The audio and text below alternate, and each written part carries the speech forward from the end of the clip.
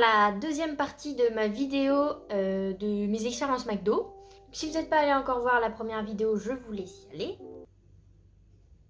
Pour résumer, en gros, donc j'ai eu 3 expériences McDo, 2 qui sont vraiment super bien passées sur Paris, une à Rennes qui s'est vraiment mal passée à cause des directeurs, enfin de la directrice et des managers. Je cumule à peu près 7 mois d'expérience vraiment de McDo, de travail McDo. Je me retrouve à ne plus avoir de job étudiant, enfin ne pas avoir de job étudiant tout court. Et j'ai donc un de mes meilleurs potes, Adé si tu passes par là. Je me suis retrouvée à lui envoyer un message, je lui dire ouais je me serais peut-être tentée pour revenir à McDo quoi. Chez moi je sais pas si j'ai vraiment envie de revenir. Il dit non mais t'inquiète pas, c'est plus du tout les mêmes directeurs, managers, ils ont tous viré. Et puis on recherche dans pas longtemps, tout le monde part.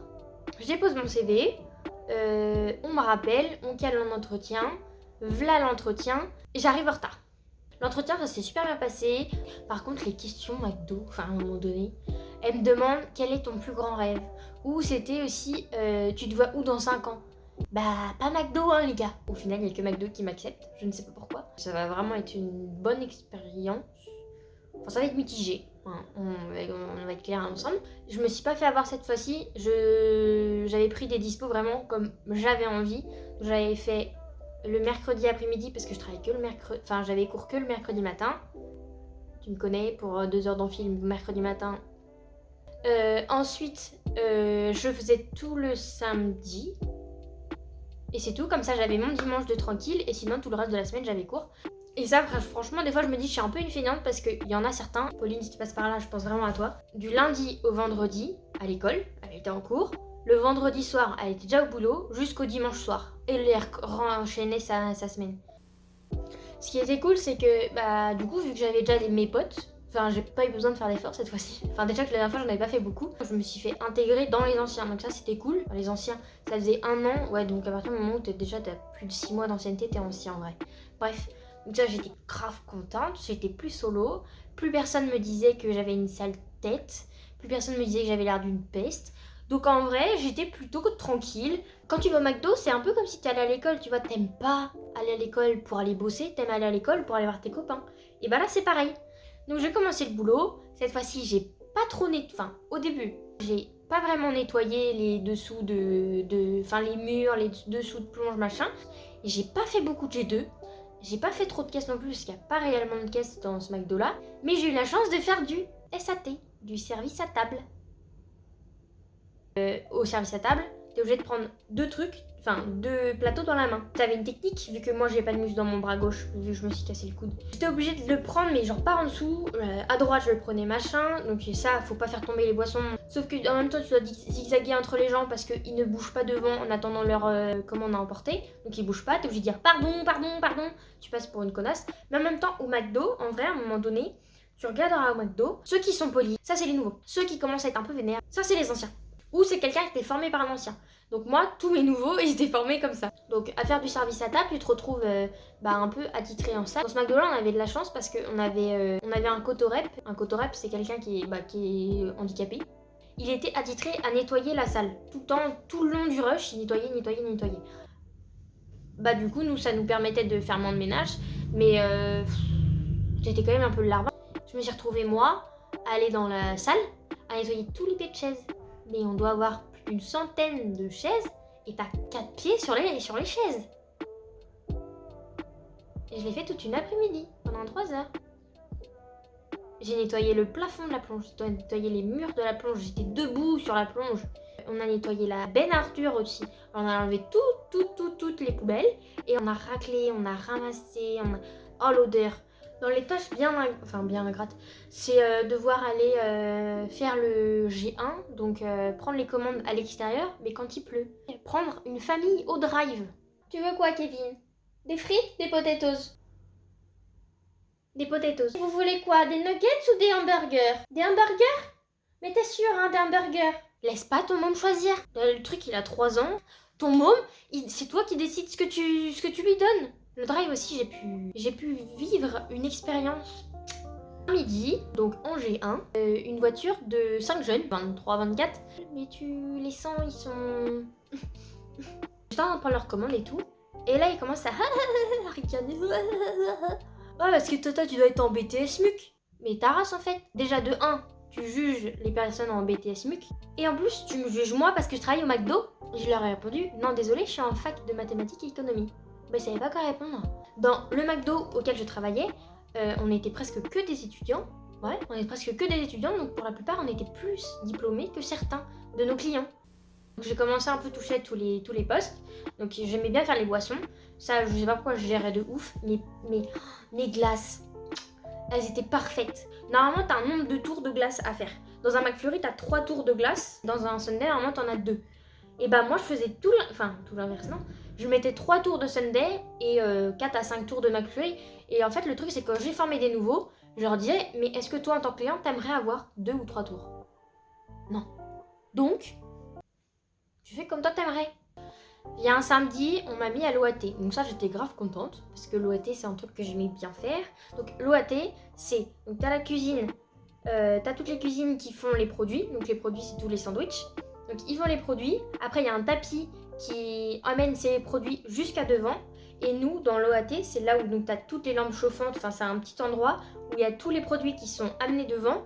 Et nous, devant, quand on est attitré OAT, on doit assembler les commandes. Et tu dois mettre soit sur plateau, soit soit dans des sacs. Donc moi j'étais attitrée OAT, mais pour le drive, donc je mettais tout dans les sacs. Donc le OAT, t'as 2 lampes chauffantes qui sont au-dessus. Et c'était un samedi, je sais pas pourquoi, il y a eu énormément de monde. J'ai pris un sandwich et en fait je l'ai rangé parce qu'on avait trop de produits et pas assez de place dans le truc. Et j'ai tapé contre les lampes. Mais quand je dis j'ai tapé, les trucs ils sont barrés, ils ont volé. Les lampes, elles sont éteintes. D'un coup, ça sentait le brûler. Le grille-pain, ils ont arrêté de fonctionner. Sauf que ça continuait à chauffer. Donc les pains étaient bloqués, mais ils continuaient à griller. La cuisine qui continuait à envoyer les produits. Sauf que le tapis, pour aller à l'OAT, bah il avançait plus. Donc tous les produits étaient bloqués. Sauf que du coup, tous les produits qui étaient là, ils se chauffaient plus parce que les lampes étaient éteintes. Donc le bordel. On se retrouve avec plein de clients. J'attends. Ça fait 20 minutes que j'attends. En même temps, d'autres qui ont réussi à récupérer leur commande, mais les produits sont froids, donc ils reviennent. Oui, mon sandwich est froid. Donc on reprend, on met à la poubelle, on en reprend un autre qui est déjà fait, qui est dans l'OAT. Donc en fait, tu déshabilles Paul pour habiller Jacques. T'enlèves de la prochaine commande pour donner à l'ancienne commande. Donc on se retrouve avec des trucs, 20 boîtes de 9 de nuggets, 20 Big Mac dans le truc, des 2-8, des machins. Et ça n'en finit plus, on a dû faire tous au moins peut-être 1 heure de rap, tous, je crois. Et tout ça à cause de moi. Et en fait, du coup, j'en ai eu marre d'être devant. J'ai décidé enfin de demander à vraiment être en cuisine. Je connaissais quelques gardes, donc voilà, ça a été plutôt pratique. Sauf que c'était un tout nouveau système. Parce qu'avant, j'étais en full kitchen. Donc tu faisais que des burgers. Sauf que là, du coup, c'était le made for you. Donc commande par commande. Et donc, tu as plusieurs postes. Tu as l'initiation. C'est celui qui a l'écran, qui met les burgers selon la commande dans l'ordre. Ensuite, t'as celui qui est en garde qui fait les gardes avec les sauces et toutes les gardes, ketchup, mayo, machin, truc, bidule, tomate, truc. Et ensuite, t'as celui qui est à l'UHC. En gros, c'est c'est là où sont maintenues au chaud toutes les viandes, tout ce qui est protéines. Donc ça, c'est on va dire les 3 principaux de la ligne. Et après, t'as tout ce qui est en cuisson. Donc tout ce qui est cuisson, t'as soit celui qui est en grill, donc qui fait tout ce qui est viande de bœuf. Et ensuite, de l'autre côté, t'as la ligne free. Donc tout ce qui est free, c'est le FCN. FCN, c'est fish chicken nuggets. Ayant commencé à travailler en cuisine, ce qui était cool, c'est que j'étais avec mes copains. On a commencé à faire des batailles de cornichons. C'est prendre un cornichon et on se le lançait fort. Et le truc, c'était de se le coller sur le tablier. On avait un problème avec les cornichons. On prenait les cornichons et en fait, on les cachait. Et celui qui gardait le cornichon le plus longtemps caché, il gagnait. Donc au début, on m'a vite fait une initiation. Ensuite, on m'a formé sur le FCN. Et là, j'ai vécu ce que tout le monde vit quand il travaille avec des choses très chaudes. Je me suis brûlée les bras. Je me suis brûlé la joue, genre juste là. Au lieu de sortir la panière d'au-dessus les cuves d'huile, je mettais directement les produits dedans. J'avais la flemme. J'ai fait au-dessus de la cuve. Et en fait, le veggie, le palais, je l'ai pas mis dedans directement. Et tu sais, c'est un peu comme quand tu chies et que ça fait plouf et t'as une remontée là. Et moi, c'est pareil, mais ça m'a fait ça. J'étais avec mes lentilles, donc j'ai eu la chance, ça m'est pas rentré dans l'œil, sinon je crois que je serais devenue borgne. Donc je suis partie chercher de la biafine, tout ça. Je me suis retrouvée avec un morceau de blanc comme ça, de biafine sur la tronche. Tous les collègues, ils étaient là. Pourquoi tu te trimbales avec de la sauce ranch sur la tronche? J'étais multitâche. Je faisais aussi bien tout devant que tout en cuisine, que tous les trucs de merde, genre vider le carton collecte, faire les prépas des rushs, faire les 15-18, vider la benne, comme se retrouver à 22h, devoir tracher 20 poubelles, devoir changer la benne dans le noir parce que la lumière c'est un minuteur. Sauf que à force d'être multitâche, et ben en fait t'es pris à ton propre piège. Il y a un jour j'ai tellement pété un câble. Quand tu arrives avant ton rush, tu regardes où est-ce que t'es placé. Parce que ce qui est normal, c'est comme sur le terrain de foot, t'es attitré à ton poste. En fonction de ton poste, t'es plus ou moins content. Quand il y avait ma directrice, elle savait que j'étais multitâche. Elle m'était en cuisine, et quand il fallait aider devant, Anne-Sophie, viens devant. C'est bon, on n'a plus besoin de toi, reviens en cuisine. Anne-Sophie, on a besoin de toi devant. Non, reviens en cuisine. Sauf qu'il y a un jour, il y a un des managers qui me dit « Oh Anne-Sophie, c'est toi qui fais la plonge. » Non, c'est bon. C'est bon parce que je suis polyvalente, il faut absolument que ce soit moi qui le fasse. Non, tu vas prendre un petit nouveau qui sait pas encore fait la plonge et qui va le faire et qui va apprendre. Donc ça m'a saoulée. Tout l'été passe, là je passe de 8 heures semaine à 24 heures semaine. En 8 heures semaine, t'es à peu près payé, moi j'étais payé entre 300 et 400. Et quand je suis passée en 24 heures, j'étais payé 800, mais j'avais de la prime d'activité. Et quand t'es en 24 heures semaine, c'est grave cool parce que, de temps en temps, même souvent, tu bosses le midi, à 15h t'as fini, à 16h t'es à Saint-Malo quoi. Je retourne donc en 15 heures semaine, vu que j'avais redoublé ma L2. Et donc en 15 heures semaine, ma directrice elle m'a proposé de devenir swing avec 2 autres de mes copines.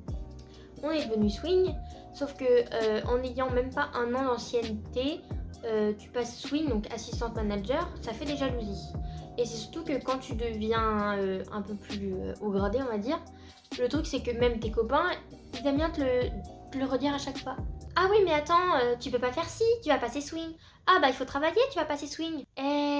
J'ai passé swing, je vais juste être payée 40 centimes de plus de l'heure que vous. Mais sinon je suis toujours dans l'arbin.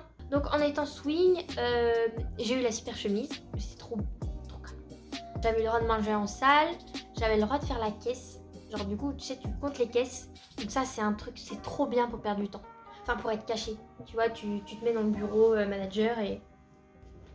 Après, on m'a demandé, tout ce qui était directrice, tout ça, m'a demandé, il faut que tu délègues. Il faut que tu délègues, c'est pas à toi de le faire parce que c'est à toi de regarder ce que les autres font et de leur donner des missions pour pas qu'ils fassent rien. Parce que quand tu fais rien, il faut que tu nettoies. Il faut absolument que tu nettoies. On devait commencer à former les gens.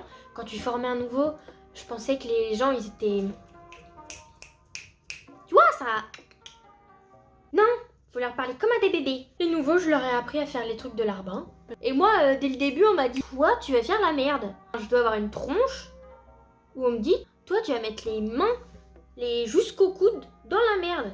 Je me suis retrouvée même à aller nettoyer les chiottes, devoir mettre la main dans les chiottes parce qu'il y a des nanas qui mettaient leurs serviettes de règles dans les chiottes. Il y en a, ils font des œuvres d'art. T'as la cuvette, ils font caca sur la cuvette. Mais comment tu fais, mec? Ce moment où, quand t'es en cuisine, que tu te fais rusher la tronche, même tu me diras devant, mais tu le ressens moins. Quand t'es en cuisine, que tu te fais rusher la tronche, mais comme pas possible, que t'as dézoomé ton écran au max, et t'as marqué plus de 12. Et que ça continue, t'as du monde, et tu dis ça ne finira jamais. Ça en finira jamais. Et c'est pour ça que au McDo, tu perds plus de poids que tu n'en gagnes, même si tu manges McDo tous les jours. C'est que tu cours sa race. Tu cours sa mère comme pas possible. Donc voilà, j'y suis restée 20 mois. J'ai rencontré plein de copains. J'ai eu beaucoup de péripéties. Et je vous ferai sûrement une vidéo sur le harcèlement que j'ai vécu aussi au McDo. Quand je suis devenue swing, certaines personnes ont été jalouses. Mais c'est la vie. N'hésitez pas à vous abonner parce que ça fait toujours plaisir. Et aimez la vidéo, commentez, comme ça je suis bien référencée. Allez voir sur Insta aussi parce que je vous tiens au courant de quand sortent mes vidéos. N'hésitez pas à donner aussi vos petites anecdotes, vos expériences à McDo. Et puis voilà.